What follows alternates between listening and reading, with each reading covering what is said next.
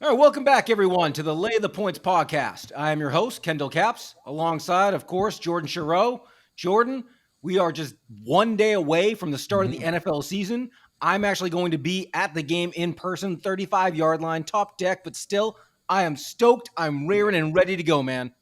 Football is back finally. So big game tomorrow, and I'm so jealous of you, man. Like just to be there, it must be so much, so exciting. I'm jealous. Yeah, I'm very eager. We're actually going to go hit Top Golf, which is in El Segundo, not too far away from the stadium. Have some lunch there, pregame a little bit, and then hit up the stadium and go take it in. And what's interesting is I'm going with a big Bills fan and a big Rams fan, Mm. which should be a really fun dynamic as someone hmm that's not particularly attached to either team. So I kind of just get to go and enjoy and watch the game. So it should be a lot of fun.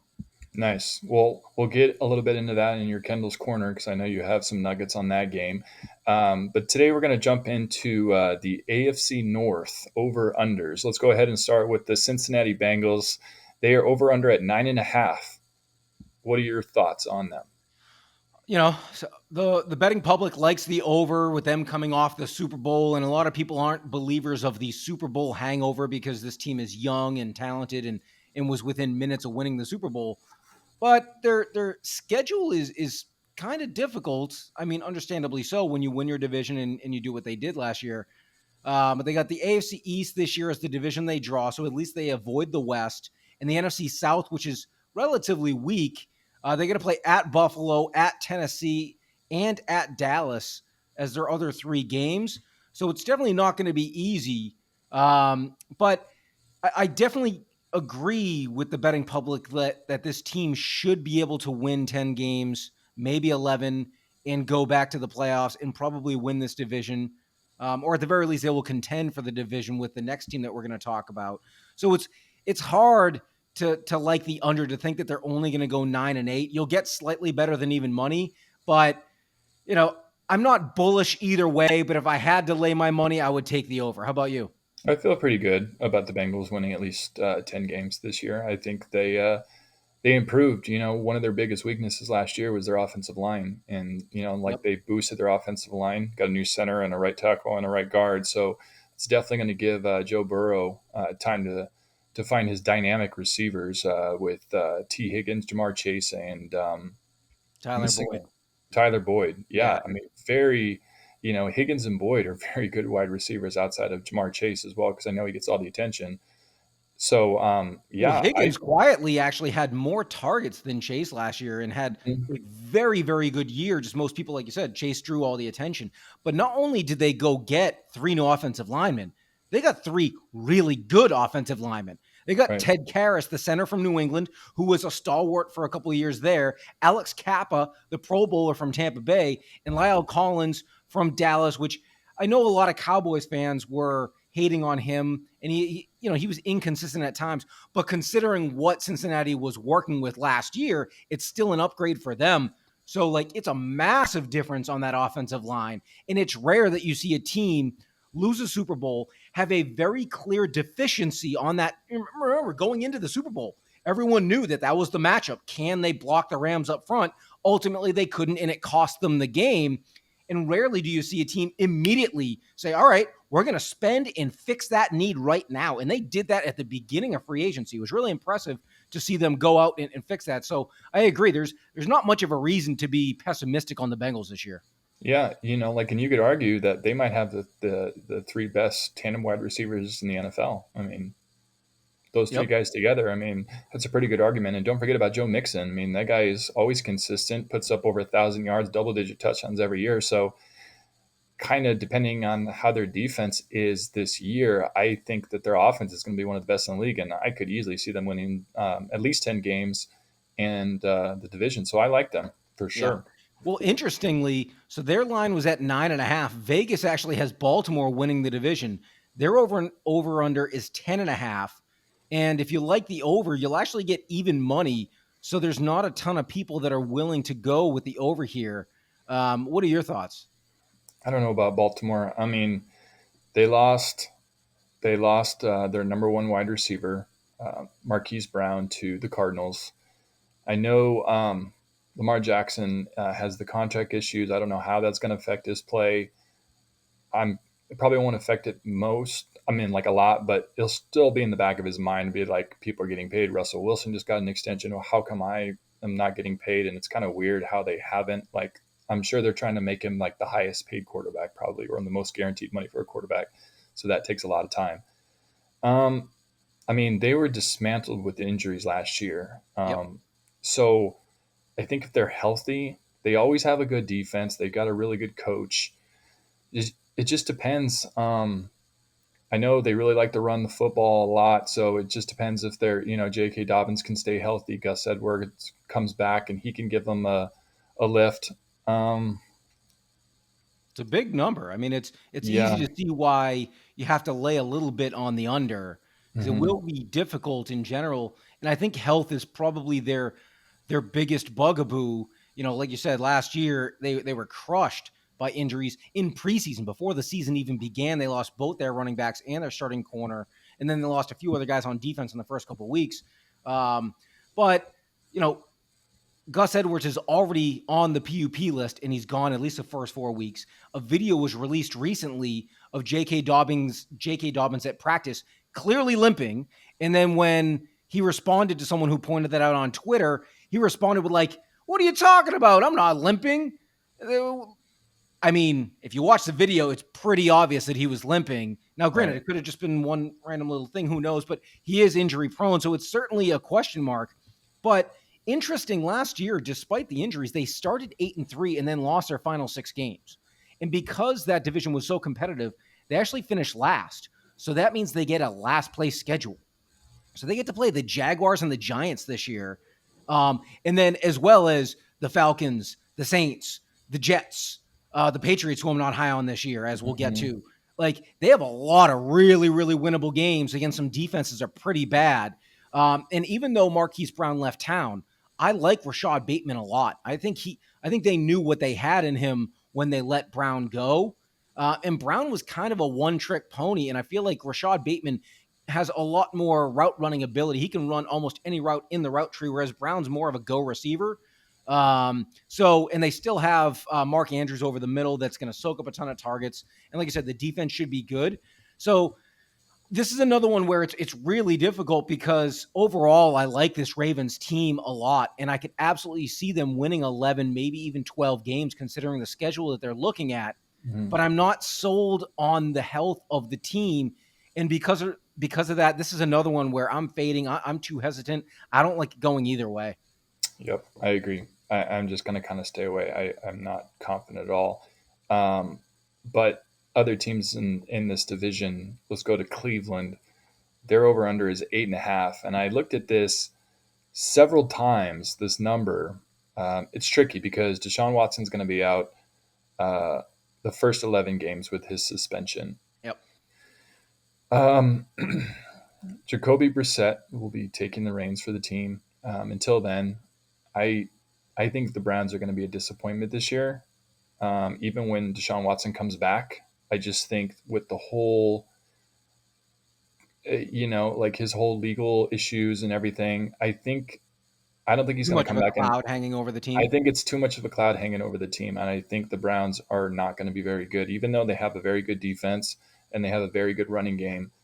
I just think that Jacoby Brissett might win them like 3, 4 games maybe like during that stretch, but I just think they're going to struggle. I think teams like Baltimore and Cincinnati are going to steamroll them, and even the Steelers. Like I like the Steelers better, but yeah, like I'm not high on the Browns. I think the cloud of Deshaun Watson this year is just not going to be good for the team morale. Maybe it'll be better next year when it kind of the dust settles a little bit, but yeah, I like them finishing last, and I I would take the under. I mean, a lot of people do. The under currently it's minus 160 to take the under. So the betting public is hammering the under and doesn't like this team at all for all the same reasons that you just said. Um, but knowing I can get plus 135 on the over, they were 8-9 last year and they didn't have Watson all year. They had Baker Mayfield playing with a torn labrum and God knows what else all season, which was obviously atrocious and it hurt their passing game quite significantly. And they bring in Amari Cooper, who's the best receiver that they've had in years. including OBJ, because he was never really healthy. And even when he wasn't the same guy that we saw for a couple weeks last season with the Rams. And so they have a solid receiver finally who's healthy, and we know what their running game is going to present. We know the defense is legit. And then also, when you look at their schedule again, they get the Falcons, they get week one, the Panthers, which is one heck of an interesting matchup now with everything that's gone on with Baker heading over to Carolina. They get the Jets, they get the Patriots. And then interestingly, they drew Tampa and New Orleans at home. If those were on the road, I think you could chalk both of those up as losses. But with them having them at home in New Orleans, I believe is later in the season when they have Deshaun Watson back. Um, and I think when he comes back, this whole team, I mean, they had a damn near playoff roster last season and didn't have a quarterback, and they won't have one again until week 11. But if they won 8 games without him last year, and then they get him back for the final 6 games this year, knowing I can get plus 135 if I'm going to lean one way, I actually would rather go that way, and maybe they go 9-8. I still don't think they're a playoff team because of the conference that they're in. But laying 160 for a team that's that talented, I just can't quite, lay 1.5 times my money, knowing how talented this team is. But there's no doubt in my mind that you're right. Like, it could implode and they could go 4-13 very easily.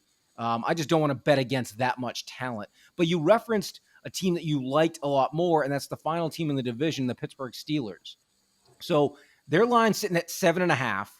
And that's kind of noteworthy because they have not finished under 500 with Mike Tomlin as their head coach. He's been Yep. there, 16 years now, and they are 15 years, and they've never finished under 500. There's 17 games in the schedule with an over under at 7.5. That means Vegas is a strong believer that they will not finish above 500 this year. So I'm curious. You said you like them. What's your thought process there?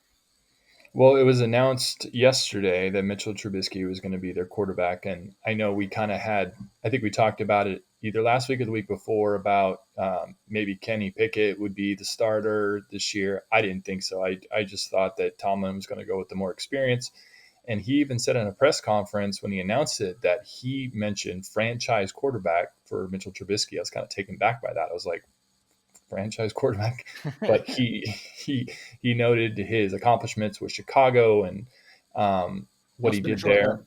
Yeah, I think he's just hyping up his quarterback. But I think he made the right call by starting Mitchell Trubisky. I think he gives them the best chance to win right now.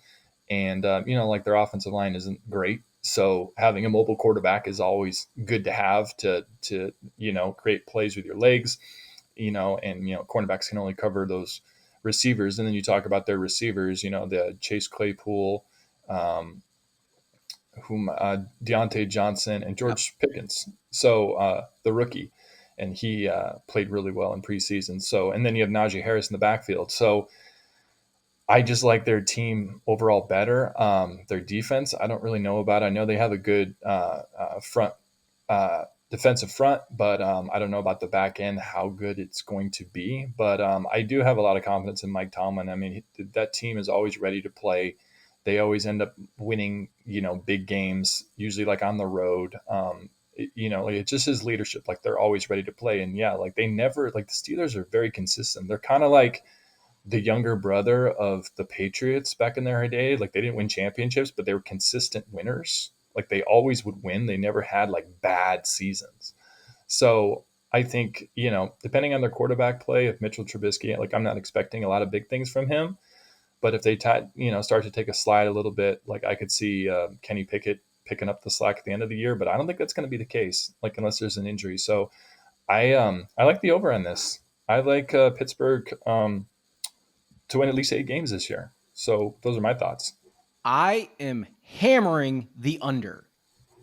And I know that's probably a very unpopular opinion, knowing they haven't finished with a losing record under Mike Tomlin in his 15 years there. But there are a number of reasons why.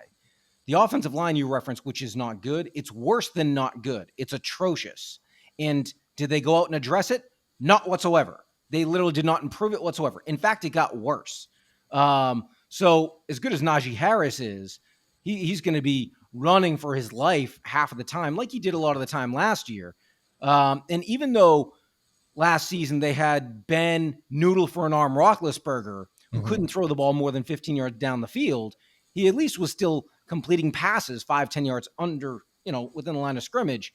Trubisky, I think, is going to turn the ball over quite a bit. I think Pittsburgh's going to turn it over more than they're accustomed to. And also, their secondary is really, really bad. They're bad on the back end. And because of Baltimore's inefficiencies and Cleveland failing late in the season last year, Pittsburgh finished second, which means they get the second place schedule. So not only do they have to play the Bucs, they'll lose. The Saints, I think they'll lose. The Bills, they'll lose. They'll lose to the Dolphins.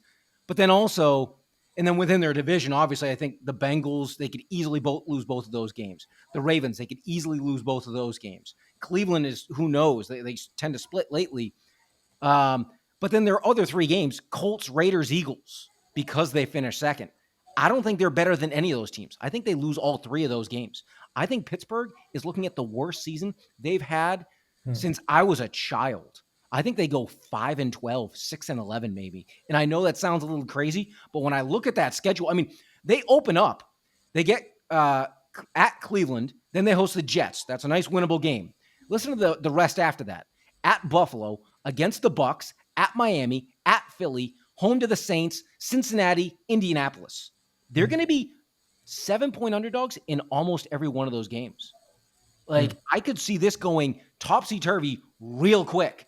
They're 2-6, 1-7 out the gate, and then they turn to their rookie quarterback, which, a rookie quarterback in the NFL, even with the lighter second half schedule, is still going to struggle at times.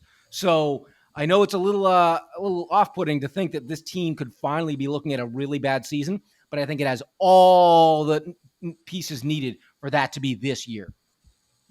All right. Well, that's a sizzling hot take if I've ever heard one before. All right. Well, that's it for the AFC North. Let's jump over to the AFC East, our last division before the season starts. We'll start with the betting favorite for Super Bowl winners, the Buffalo Bills, and their over/under is 11.5. And I love the over easy for me. Do you really? Yeah. I mean, a lot of people do, I guess. They're minus 135, so the betting public agrees with you. Mm. Personally, I'm a little bit concerned. I think, their defense, for it ranking number one in the NFL last year in pass defense and total yards and in points allowed and all of that stuff, when it came down to it and they played a good offense, I mean, Patrick Mahomes walked through that defense.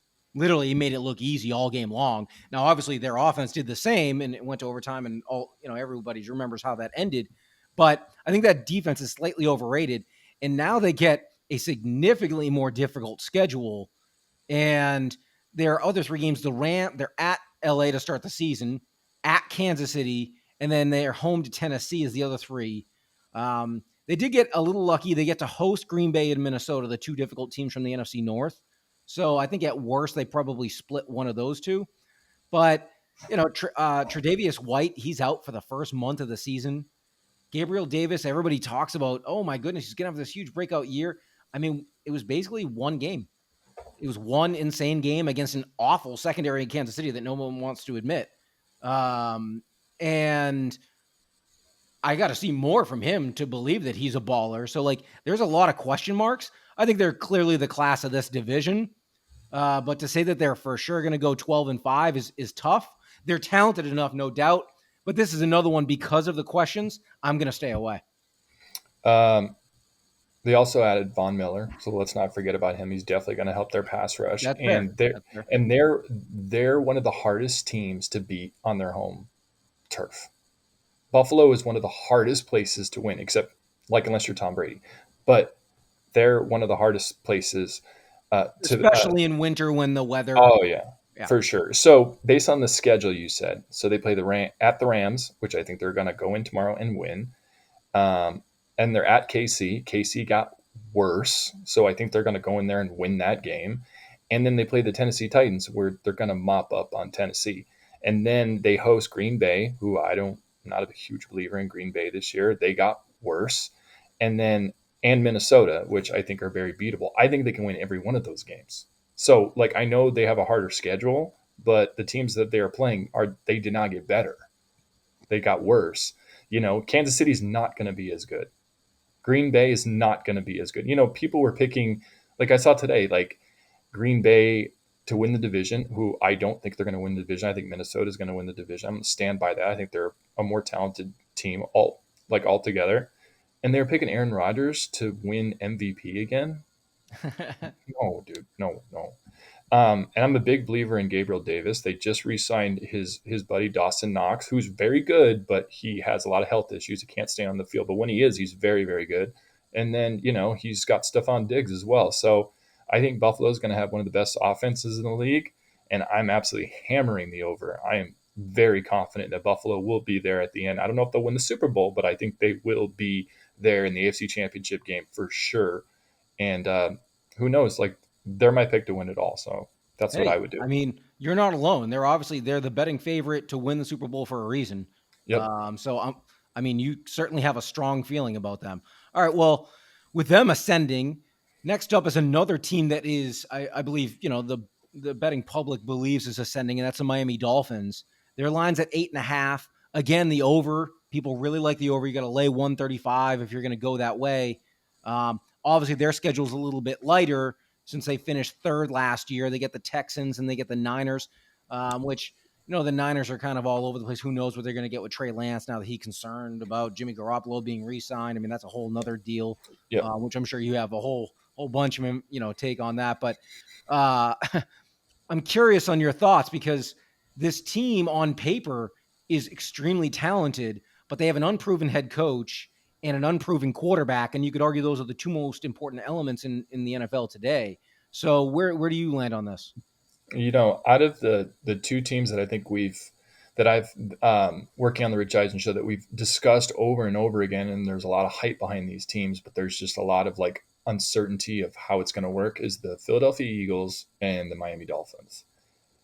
8.5.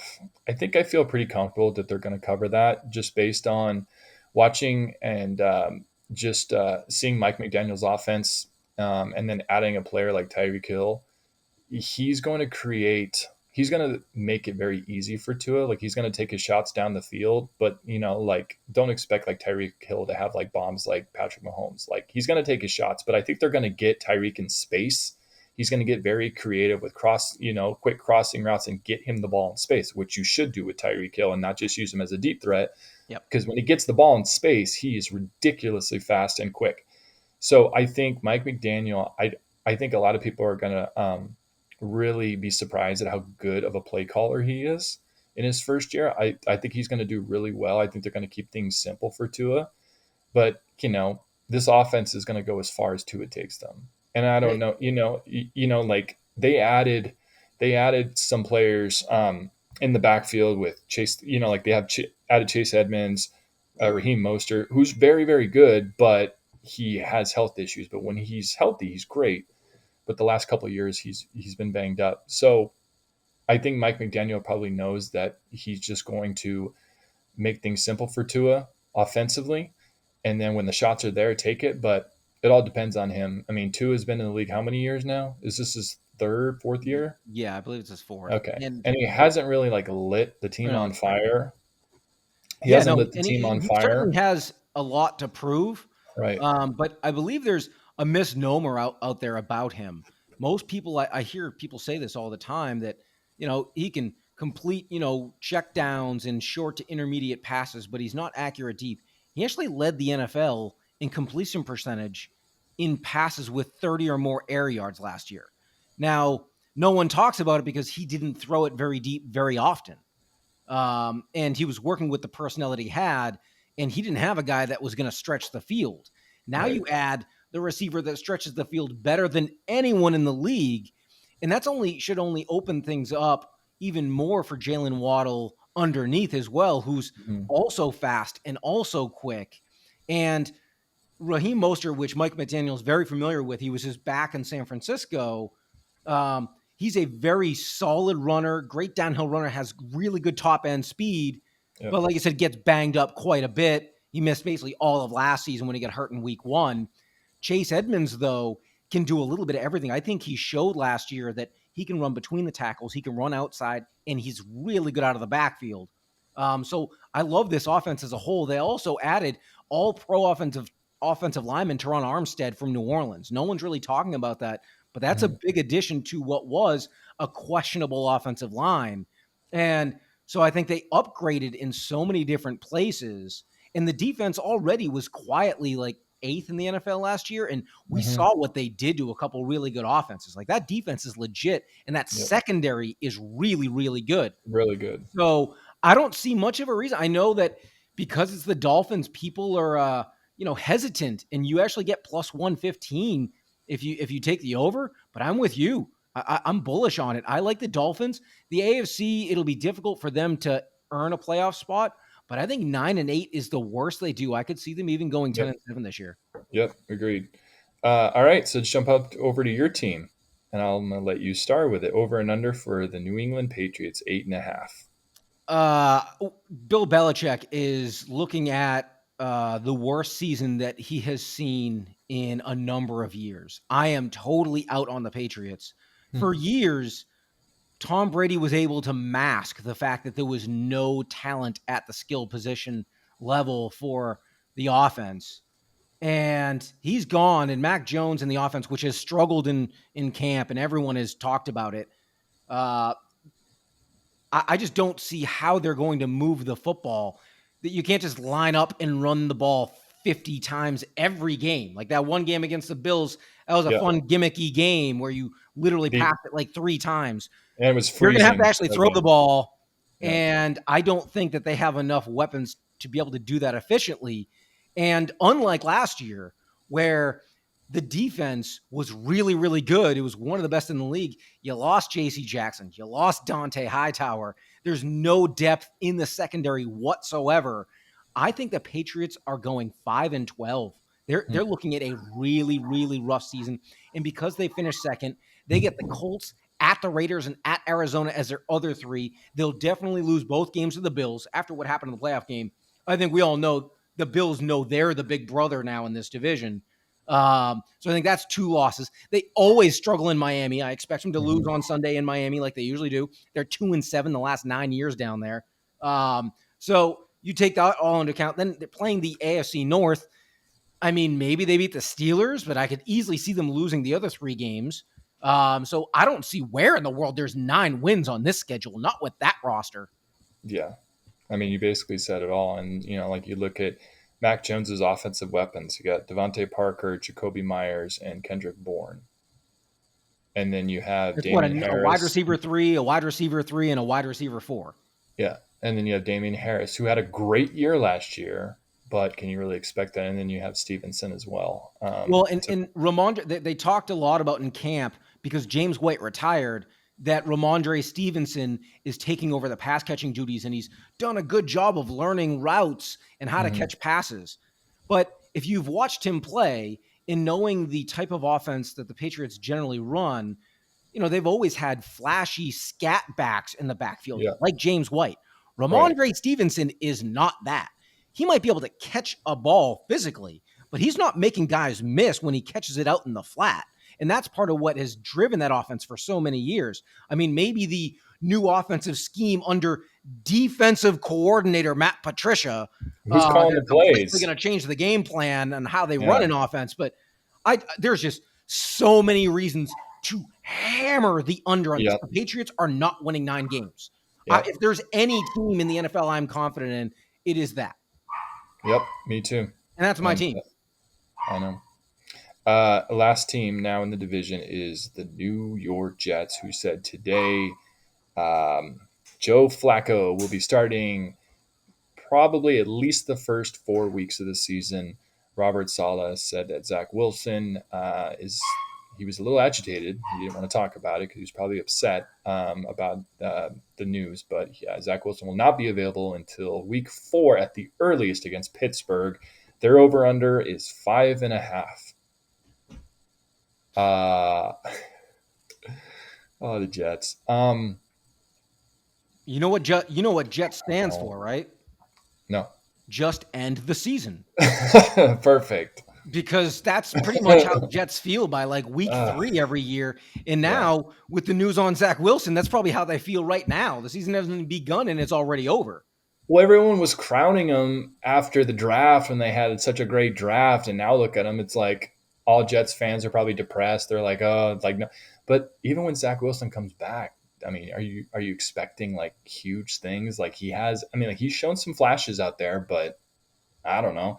The Um, defense is still a mess. yeah. Yeah, I mean, I think they got better at corner. Sauce Gardner is going to start week Hmm. one and should certainly be an upgrade from anything that they've had. But there are so many holes on that defense.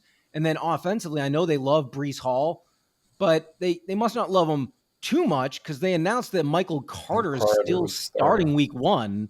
Right. And no, albeit Carter was pretty good last year. And I Yeah. do like the tandem of Elijah Moore and Garrett Wilson at wide receiver. I think Garrett Wilson is probably going to turn into a pretty decent wide receiver, even though personally I like Chris Olave more coming out of Ohio Hmm. State.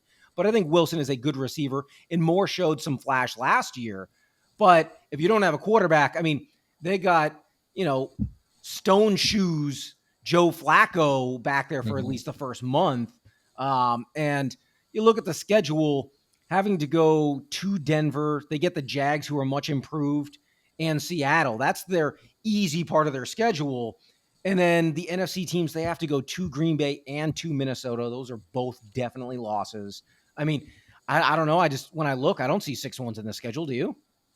No, but this is kind of like one of those things. It's like who knows? I mean, like they might at the end of the year win a game or two that they shouldn't, and then just hit six like right at the last second. That's what I'm afraid of. So like with something like this, you like the under. I'm just staying away because I don't know. Like I would be afraid to take the under, and then they win some dumb game at the end of the year for you know excitement for going into the off season, and then they hit that six mark, and you're like, oh. Yeah, So yeah. I mean, I'm definitely not nearly as bullish on their under as I am New England for sure. right, But if I was going to go one way, I'd definitely take the under, and you actually get plus 125 on it right now. So I think like Vegas hasn't properly reflected the Zach Wilson news yet. So you can get better odds right now if right. you go with that under, because eventually that's going to start to sway a little bit. All right. All right, Kendall's Corner. I know we had touched at the top of the show about tomorrow night's game between the Bills and the Rams, and you got some good stuff for us. So go right ahead and let us know. So, a couple things that stood out to me when I was looking at the lines for week one, which starting next week, we're going to be touching on all the weekly lines or, the key ones that we feel really strongly about. And when I looked at the lines for this week, the Bills on the road are 2.5 point favorites at the defending Super Bowl champs. And, all the talk all offseason has been about the Bills really and how much better they are. And Von Miller adds a whole nother element to their defense, which, I think he does, but we have to keep in mind he's getting long in the tooth also and he didn't really have a huge season and didn't really come on until the end of the year last year. But some interesting tidbits that I came across when I was researching that game. The Bills were 0-6 in one-score games last year. Meanwhile, the Rams were 7-1. So when the game is close, I think we know that the Rams know how to win those games. The Bills know how to lose those games. Um, there's also going to be a ton of emotion. The Rams, it's their home opener, it's a season opener. They're unveiling the championship banner. The place is going to be going crazy. Now, I know there's going to be plenty of Bills fans. There's, I think, thousands and thousands of cans of Labatt Blue. There was an article about it that are being shipped into LA for all the Bills fans, which is hilarious. But not often in the Super Bowl era since they started playing the home openers on Thursdays, do we see a team like the Rams in this situation lose? The defending Super Bowl champs on the Thursday home opener are 14-3, and you can get 2.5 points if you're the Rams. So I like the Rams in what should be an incredibly entertaining game that goes back and forth, and it should be close late. I think that favors the home team. That favors Matthew Stafford, who showed last year that he knows how to come up big in big moments. So that's one thing that I really like heading into this week. And also, my lock of the week, it's a teaser, and it is Money in the Bank. The Colts and the Ravens. If you look at this week's schedule, there's not too many games that who are going to win. Even the Niners at the Bears is a little tricky, especially with everything that's going on with Trey It's Lance minus and seven. everything. It's -7, I believe. Yes, Yeah. exactly. But if you tease the Colts game and the Ravens, both lines are currently at 7.5. You can cut those lines to 1.5, which is basically just win the game. Are the Colts going to beat the Texans? Yes, they are. Are the Ravens going to beat the Jets with Joe Flacco? Yes, they are. I mean, maybe there's a tiny chance that one of them only win by 1 point and then you didn't cover. But I feel really, really strongly that both teams win those games by more than 1 point. And right now, if you tease those two, you'll almost get even money. You could lay $100 to get about $80 back. To me, that's a free $80. Go get your money. All right. I love it. I love that parlay. That's great, man. I might do that. Okay, so I'm not going to put you on the spot, but football does start tomorrow, so I think it's good for us to pick Super Bowl teams and the winner. And my team is the Bills for the AFC and the Bucks for the NFC. And the Bills do it, and they win the whole thing, and Tom Brady retires. So I'm taking the Bills to win it all. What do you got? Okay. I should have been expecting this, but I wasn't. But I wrote about this for Clutch Points a few months ago when they made this move in the offseason. But I love the Denver Broncos this year. And I think of all the teams in that division, they're the most talented top to bottom. And adding Russell Wilson is going to make such a huge difference for that offense. So I like the Broncos to come out of the AFC. And out of the NFC, I think I like the Rams to go back. And I know how difficult it is to go back to back, but I feel like there's so many reasons to like their chances. For one, they're in the significantly weaker conference. So even their schedule is difficult as a division champ. It's not as difficult as it normally is. The Packers are worse. The Cowboys are significantly worse. Um, and that talent, the talent that they have, and I think Allen Robinson was a big addition. I think OBJ is going to sign in November when he's healthy. Cam Akers is healthy, so that offense and defense should be solid again. So I like the Rams to go back, but I like the Broncos to beat the Rams in the Super Bowl. And Russell Wilson finally earns his due, because I think a lot of people gave too much credit to the Seahawks Legion of Boom and not enough to him over the years.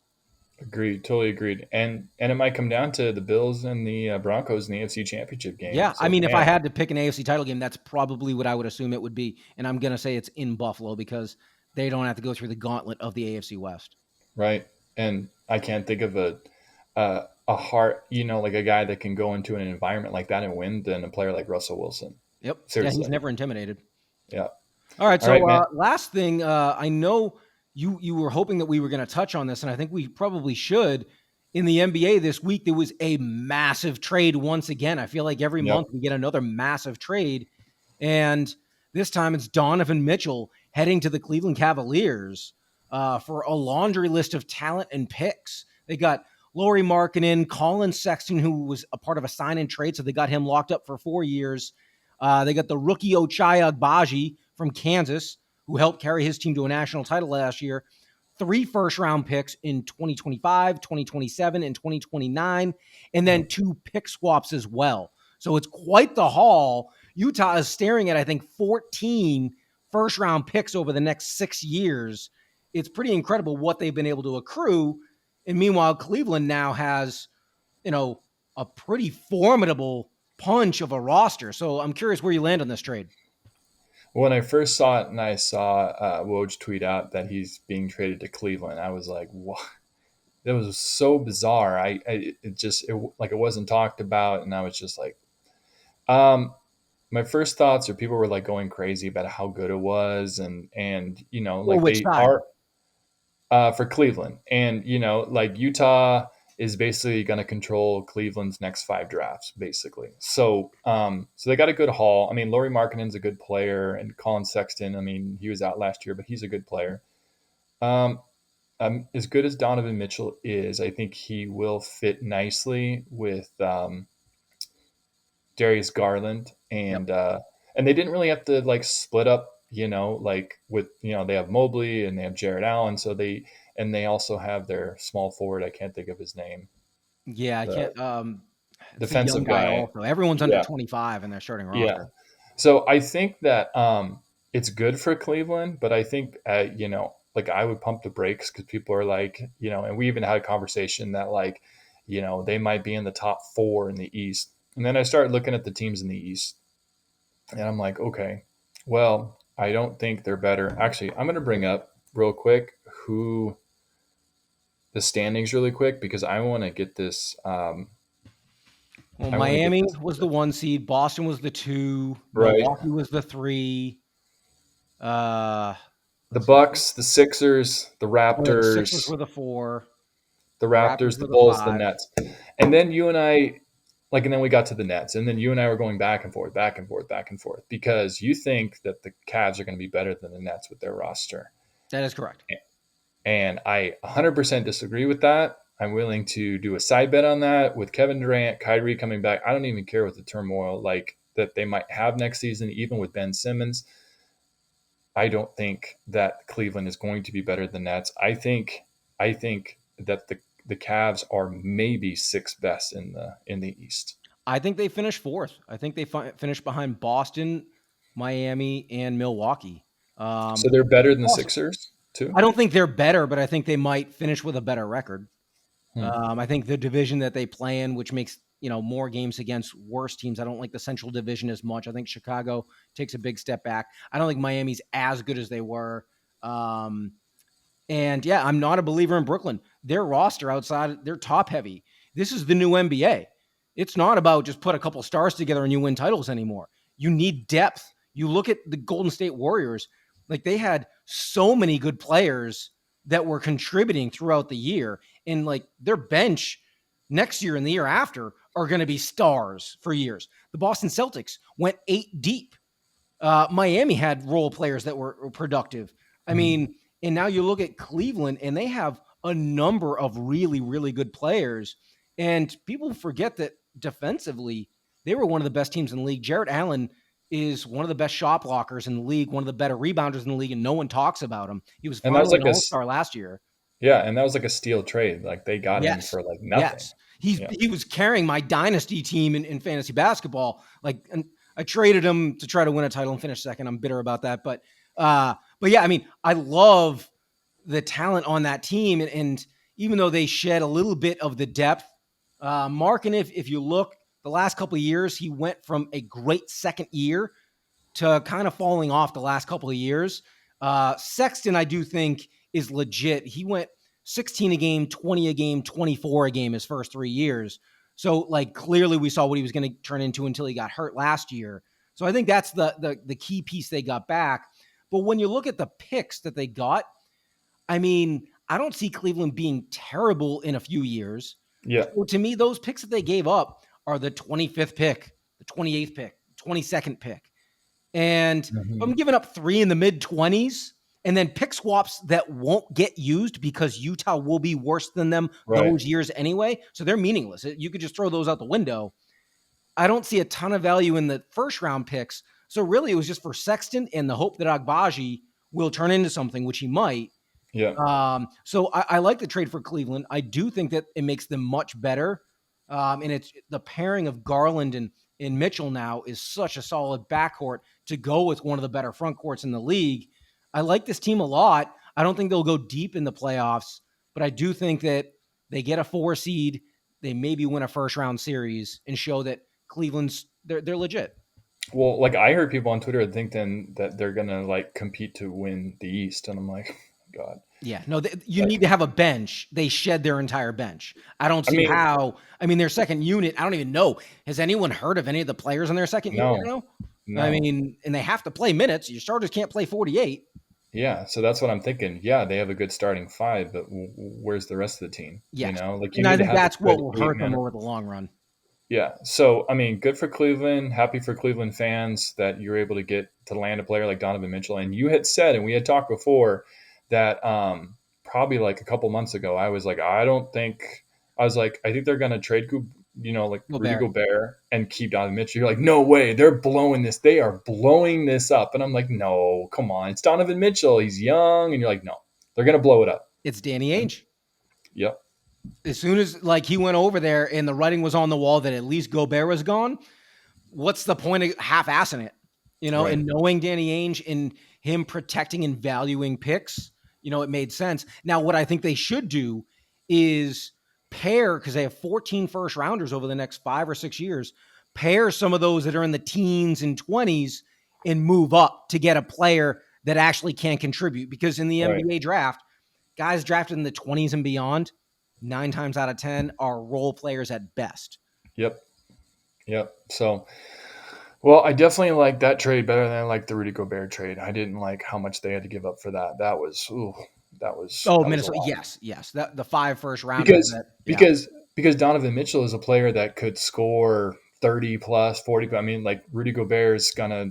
I mean, He's such an offensive liability yeah, he could get you maybe 15 points, 20 points in on a a good game with like night. 16 rebounds, 5 blocks. Okay, well Donovan Mitchell could score 28 like out of like over the course of like 12 games, just like 28, 24, 32. Like you're not going to get that from Rudy Gobert. It's just different players. So, anyways, but so that's our take on that. But so excited! Football is back tomorrow. I want to hear all about your game, man. I'll be watching it from home, but I'll be thinking about you. But let's get this season started, and on Monday we will break down the games and we will talk about the lines for week 2. So I can't wait, man. It was great talking to you again. Love talking football with you, man. As And always, let's get this season started. Let's go football. let's do it.